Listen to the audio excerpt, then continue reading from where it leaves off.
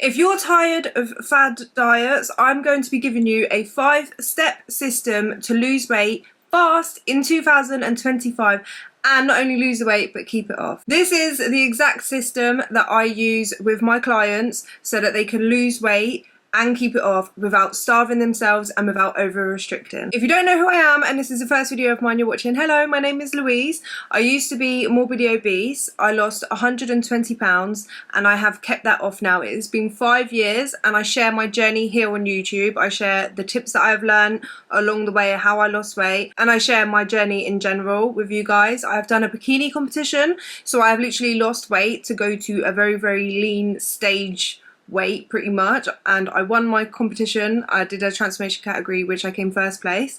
I have done a photo shoot, and I've literally transformed my body, built muscle, changed my body composition. I literally feel like I look like a completely different person now, so I know what I'm talking about. I have kept the weight off. I've for over 5 years now, which means that I'm in the percentage of people that are very, very unlikely to gain that weight back. So that's why I'm making today's video, so I can help you implement this 5-step system and you can apply it to yourself and lose weight and keep it off. So let's just get straight into the steps. The step 1 is you need to know what your calorie goal is, how much calories you need to eat in order to lose weight.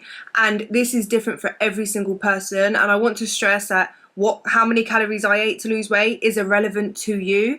No matter, even if you think that we looked about the same size or roughly around the same size, every single person has a different calorie amount. Like, everyone's bodies is different. The way to work this out, the easiest way would be to go to tdeecalculator.net and you put in your weight, your height, your activity level, and it will give you your maintenance amount, and it will also give you your cut amount. So you can go straight to the cut amount, or you can take off around 250 to 500 calories off of the maintenance amount to give you your calorie amount, if that makes sense, for you to lose weight, what your deficit amount should be. So once you've got your calorie amount, you're going to want to track your calories. You're going to want to weigh out your food as well. Don't guess the portion sizes. Get food scales and make sure you're weighing out the food that you're eating, and then track the calories. To make it the easiest way possible to track calories, for me, I downloaded MyFitnessPal. There is other calorie tracking apps, but MyFitnessPal is the one that I used personally and the one that I would recommend to use to anyone that is not being coached by me. If you're being coached by me, I give you a meal plan and I work out your calories, your macros, everything, so you don't even have to worry about all of this work, yeah? And I do that all for you. I will create you a meal plan based on those calories and macros, and you just have to eat straight from that. And I also have a food tracker app in my app, basically, when I'm coaching you, that you can track food on, like MyFitnessPal, so you don't even have to go to different apps to track. You can eat off plan, you can eat on plan. All of that work is all done for you. Obviously, if you want to eat off plan, then use the meal tracker in the app, and it's like MyFitnessPal. You just track the calories on there, and then you can eat a couple of meals on plan, a couple of meals off plan. But what you want to do, especially if you're not being coached by me and you don't want to coach, you want to do this by yourself, is to download MyFitnessPal. I do have a tutorial on my channel about that as well. Just go on my channel, type in MyFitnessPal, and you'll see my MyFitnessPal tutorial come up. It's when I had pink hair. You can watch that, and if you've never used MyFitnessPal before, I'll show you exactly how to use it and how to change the calories on there and the macros and all of that stuff, and how to input the food correctly. I go through all of that on that video, so if you don't know how to use MyFitnessPal, be sure to watch that video as well. But you want to do that, and you want to make sure you're eating within your calorie goal. Step 2 is to prioritize protein. You need protein, especially when you're in a calorie deficit, to maintain your lean body mass. You don't want to be losing muscle when you're in a calorie deficit. You want to lose fat, so make sure you're keeping your protein high with every single meal. To work out how much protein you need about 1 gram to 1.5 grams of protein per pound of body weight. So if you're 150 pounds, you need about 150 to 200 grams of protein, or your goal weight. So say you're like 200 pounds, you don't really need 400 grams of protein. So you could either go with the 200 grams of protein, because you don't need 400. There is a point of diminishing returns. You don't need to keep increasing the amount of protein. If your goal weight is, say, 160 pounds, work it out through doing that, if that makes sense. If your body weight is quite high, you don't need to be having that much protein. And make sure you're having protein with every single meal. You have 5 chances of muscle protein synthesis throughout the day, so eating and spreading out your meals 5 times throughout the day is optimal, but you don't have to do that. When I lost weight, I ate 3 meals and 2 snacks. Actually, that was 5 times a day. But even still, sometimes like I eat 3 meals and that's it. Like for my bikini competition, I ate 3 meals and 1 snack. I just made sure that that snack was protein as well. But that's what you ideally want to aim for, and it's what I ideally do with my clients. I always make sure that my clients are hitting enough protein every single day and that they're getting protein with every meal. But I have clients that come to me that only eat 2 meals a day or that only eat 3 meals, so it's not so much as important to be eating 5 times, but to optimize in it, I definitely do think that 5 times a day is optimal, especially if you are going to the gym and training. As soon as you get up in the morning, maybe after your gym session, lunch, in between lunch and dinner, or before bed, you actually have a chance at muscle protein synthesis. So you can have lunch, dinner, and then a snack like nighttime that is protein, so that you are optimizing your muscle growth. Some forms of protein is like lean chicken breasts, eggs, if you want to make it lean and you're in a calorie deficit, egg whites, fat-free Greek yogurt, and even including protein powder in your diet as well, just to be able to increase the protein for convenience. It's a lot more convenient. So for me, and what I do with my clients is if they're having oats for breakfast, I will make sure that they have protein powder in there so that they have that protein and they're hitting their protein goal. Step number 3 is to optimize your training. No endless cardio, that is not sustainable. Doing hours and hours of cardio every single day, you don't need to be doing that. All you need is to have optimal training. That doesn't mean that there's a wrong way to exercise really, it just has to be sustainable.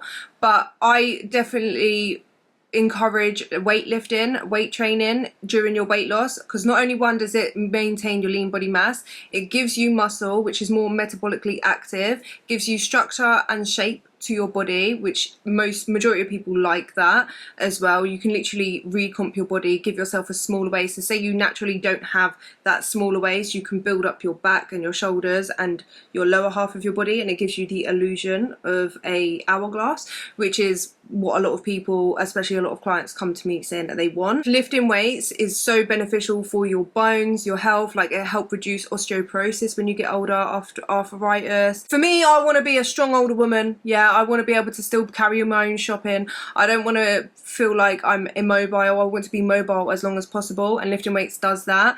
And it also is just so good for you. Yeah, so I definitely recommend implementing weightlifting during your weight loss. And also on the exercise and the fitness, I want to encourage you to get out for at least a 30-minute walk every single day, or track your steps. I include this in my clients' plans all the time. I give them a step goal. I definitely encourage walking for weight loss. Walking was a massive part of my weight loss, and it's been a massive part of me maintaining my weight loss. So if you want to lose weight and keep it off, start walking. You don't have to hit 10,000 steps a day every single day if you're only at like currently 3,000 steps a day. Just work at gradually increasing it over time, and have 10,000 as like your end goal, because we can aim for that, but it doesn't have to be that. Just get out for a 30-minute walk, gradually increase your steps. It burns calories, increases your knee, it will improve your cardiovascular health, your heart health, which is really important. So make sure that you're getting in your steps, lifting weights, and you can do some form of cardio, whatever you enjoy really. Like you don't have to lift weights, but include some kind of, even if it's calisthenics, body weight exercises, HIIT, any of those type of exercise, whatever you enjoy, that is the most important. If you hate lifting weights, you don't have to, but move your body in a way that it builds strength. It is so important to do that. Step number 4 is to build in flexibility. It is so important not to be overly restrictive whilst you're losing weight. Don't say that you're going to cut out chocolate or give yourself a diet that you don't actually enjoy. You need to be able to include foods that you enjoy, which is what I do with my clients as well. I make sure that when they sign up to me, they fill in an onboarding form, and they basically say what they like to eat for breakfast, lunch, dinner, how many times a day they like to eat, what their favourite kind of foods are, so that I can build them a plan with foods that they actually enjoy, but that in a healthier way. So I show them how to replace what they would normally eat and cook in a way and serve the food and balance their meals out in a way that is actually healthy. So for example, say you love chocolate. Me, I love chocolate, right? So with my oats, I use a chocolate flavoured protein powder, and I'll add fruits to it. I will add a bit of sweetener because I like things sweet.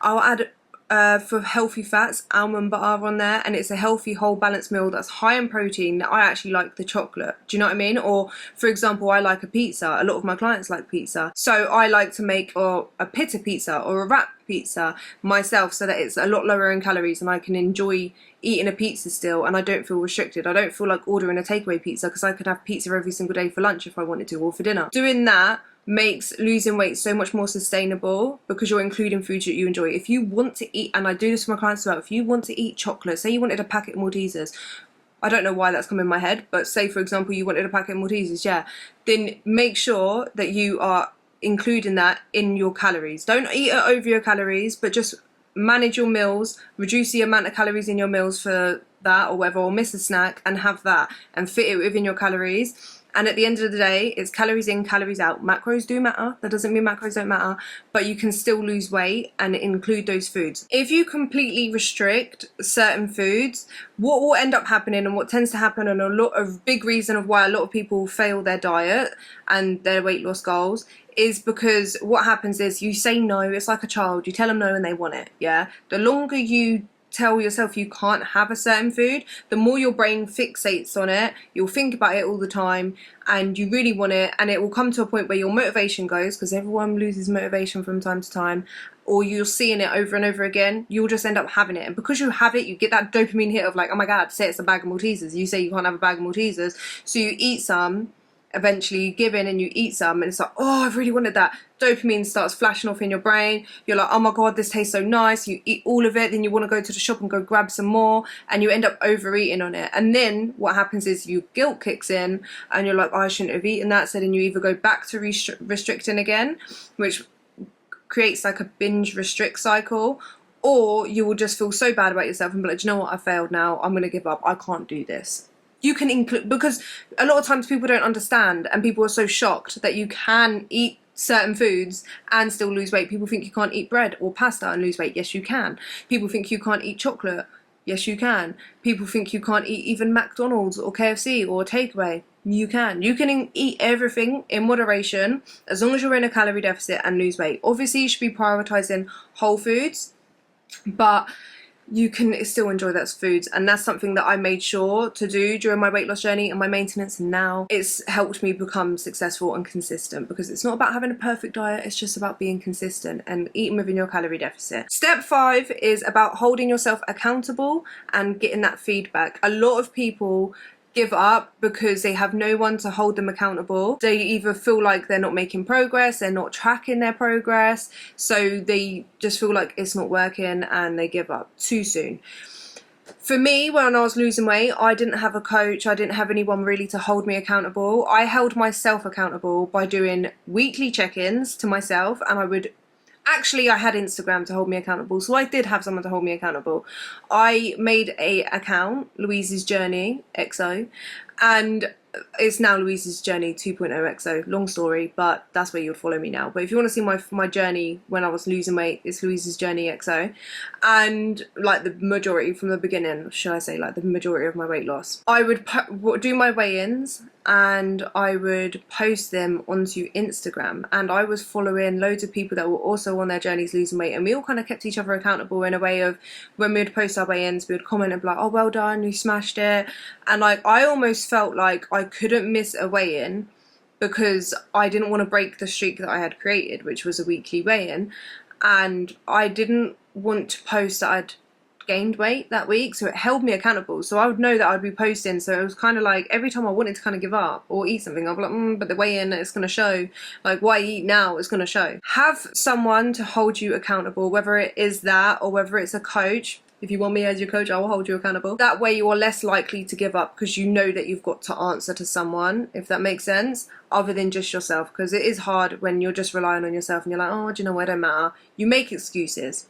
And when you've got someone to hold it accountable to, it's hard to make excuses. For me, I can see through the excuses sometimes, yeah, and I will hold you accountable to it. And the feedback part is also important, because for me, when I do like my weekly check-ins with my clients, I for my one-to-one clients, I will give them feedback on if they're doing well, and I can see how many steps a day they're getting, what they're averaging, whether they're doing their workouts, whether they're tracking their meals, and I can give feedback and be like, do you know what, you haven't lost weight this week.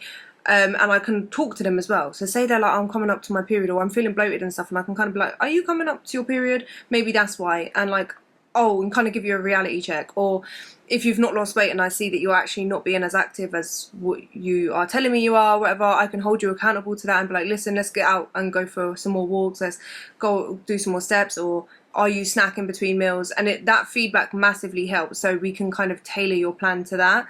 So whether you have someone in your life that can kind of do the same for you, or whether you want me to coach you, then that is a massive way that will keep you on track to your weight loss goals. For me, during my weight loss journey, I obviously didn't really have a coach during my massive amount of weight loss, but once I wanted to do my bikini competition, for example, I did actually, before I even did my bikini competition, I did eventually hire Pete. He taught me how to weight train. But for the diet side and actual weight side, when I was prepping for my bikini competition, that's where he was giving me proper coaching, and I had to do check-ins with him and everything, and he would give me that feedback, and it kept me so much more disciplined, because like, and more like, sometimes like you can't see that you're losing weight, and he would look and be like, yeah, I can see it. Like sometimes that does happen. So that's why having a coach is actually really important, because it does keep you on track and like mentally there, if that makes sense. Because sometimes, yeah, like you'll be losing weight, you might not see it yourself, even if there is a big difference, like you still feel like things haven't changed. It is important to have that coach. And I'm just going to have a sip quickly of my pink lemonades. This is 7-Up pink lemonade, and it's 0 sugar, so it's like 2 calories for all of this. And this is what I say about a sustainable diet. I felt fancy something sweet, so I have this. It stops me eating sweets. If you would like me to create this 5-step system for your body, your lifestyle and your goals, then I will leave my link in the description down below for my coaching. You just go to personalised one-to-one coaching and go on the waiting list, and you'll get contacted by me, and we'll sort all of that out and talk about your goals, and then we can get you started. Or leave me a comment if you have any questions about it, and I'll answer them and get back to you. If you found this video useful, helpful, informative in any way, I'd really appreciate it if you left a like. Comment down below a strong arm emoji. I think I need to get training. Oh, actually, the bicep is bicepping a bit. Do a little bicep emoji, and ask me any questions you want. If you have any questions about what I've spoke about in today's video, or anything about my coaching, leave me a comment down below and I'll get back to you. And I will see you guys in this next video. And also make sure you subscribe as well. Become part of the family. Subscribe, click the bell button. I love you guys. Bye.